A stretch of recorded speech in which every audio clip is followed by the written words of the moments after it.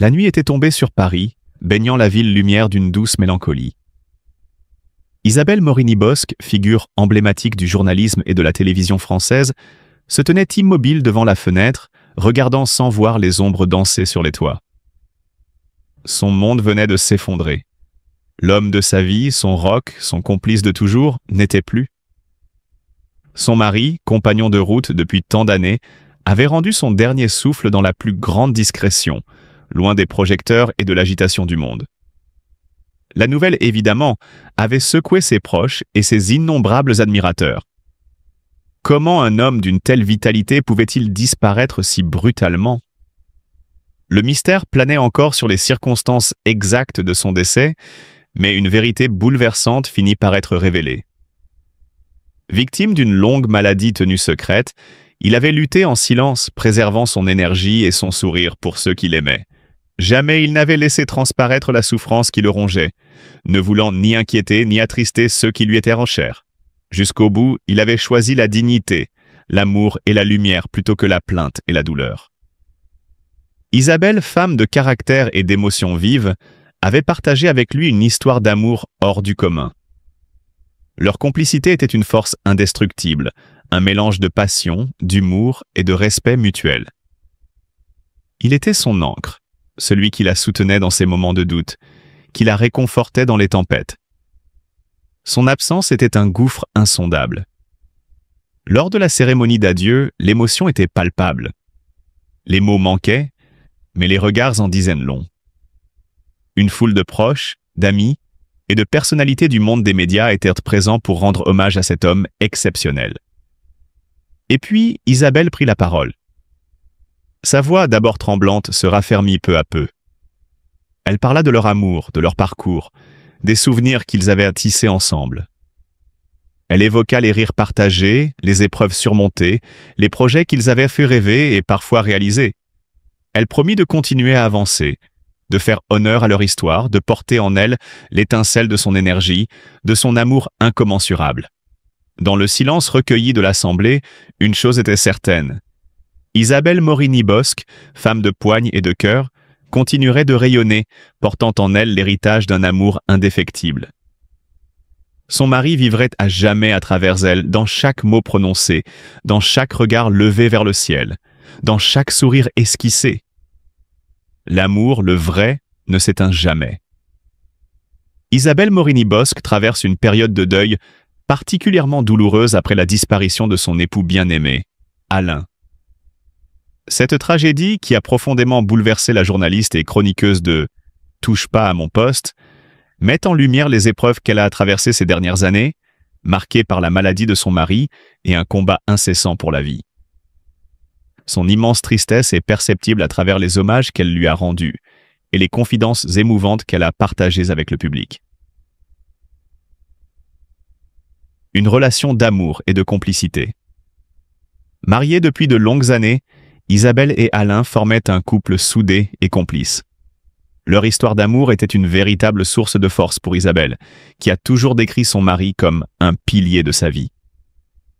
Dans une publication poignante sur les réseaux sociaux, elle a révélé qu'Alain devait être le copain d'une nuit, mais il a été l'homme de ma vie. Cette phrase illustre non seulement l'évolution de leur relation, mais aussi l'attachement profond qu'elle avait pour lui.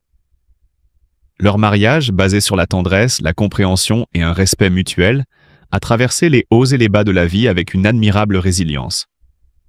Même face aux épreuves les plus difficiles, notamment la maladie d'Alain, Isabelle n'a jamais cessé d'être à ses côtés, lui apportant amour et soutien. Un combat contre la maladie. La santé d'Alain s'était dégradée au fil des années. En mai 2023, Isabelle avait révélé que son mari souffrait depuis 4 ans d'une leucémie, une maladie du sang qui l'avait considérablement affaibli. Ce combat contre la leucémie a été une épreuve terrible, tant pour lui que pour son épouse, qui l'accompagnait avec une infinie tendresse dans chaque étape de son traitement. Hospitalisation, soins lourds, fatigue extrême. Alain faisait preuve d'un courage immense face à cette épreuve, soutenu par l'amour inconditionnel de son épouse. Isabelle Morini-Bosc avait également évoqué à plusieurs reprises la possibilité que la leucémie d'Alain soit liée à son travail. En tant qu'ingénieur chimiste, il avait été exposé à divers produits au cours de sa carrière, et bien que cela ne puisse être confirmé avec certitude, elle restait persuadée que cela avait pu jouer un rôle dans le développement de sa maladie. Cette incertitude ajoutait une douleur supplémentaire à son deuil, nourrissant un sentiment d'impuissance face aux circonstances de sa disparition. Une douleur immense et un hommage bouleversant. Le 10 mars 2025, Isabelle Morini-Bosc a annoncé la terrible nouvelle sur Instagram, avec un message rempli d'émotions. Elle a partagé une photo de leur mariage en noir et blanc, ainsi qu'un cliché plus récent du couple, souriant malgré les épreuves. Dans son message, elle a écrit « Alain est parti vendredi. Il aimait Dieu, les nôtres, la vie, ses amis, les miens aussi. Je vais désormais les aimer pour nous deux. » Ces mots témoignent de la douleur profonde qu'elle ressent, mais aussi de son désir de perpétuer l'amour et les valeurs de son mari. Son message a été immédiatement suivi par une vague de soutien de la part de ses proches, de ses collègues et de nombreux anonymes touchés par son chagrin. Une perte qui bouleverse sa vie. Le décès d'Alain laisse un vide immense dans la vie d'Isabelle. Elle, qui a toujours été une femme énergique et passionnée par son métier, doit désormais faire face à cette absence qui change tout. Les souvenirs des moments partagés, des rires, des voyages et des instants de tendresse deviennent des trésors précieux, mais aussi des rappels constants de la perte qu'elle endure. Si elle peut compter sur le soutien de son entourage, la douleur du deuil reste un processus personnel et intime. Il est probable qu'Isabelle traverse des moments de profonde tristesse, marqués par la solitude et le manque de celui qui partageait son quotidien.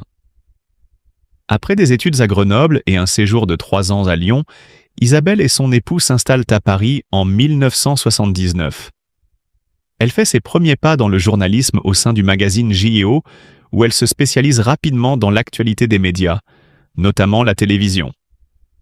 Son talent et sa perspicacité la conduisent à collaborer avec des hebdomadaires renommés tels que VSD et TV Magazine. Au début des années 1990, Isabelle rejoint RTL, où elle devient une voix incontournable, animant des chroniques sur la télévision dans la matinale de la station. Sa capacité à interviewer des personnalités du petit écran dans l'émission On refait la télé, entre 2003 et 2004, témoigne de sa maîtrise du sujet et de son aisance à l'antenne. Elle coanime également l'émission aux côtés de Sébastien Follin et Emmanuel Maubert, consolidant ainsi sa position de spécialiste des médias. Sa carrière télévisuelle est tout aussi riche. Elle intervient comme chroniqueuse dans Le Grand Journal de Michel Denisot sur Canal+, lors de la saison 2004 à 2005, puis dans Pif Paf, aux côtés de Philippe Vandel sur Paris Première, de 2007 à 2010.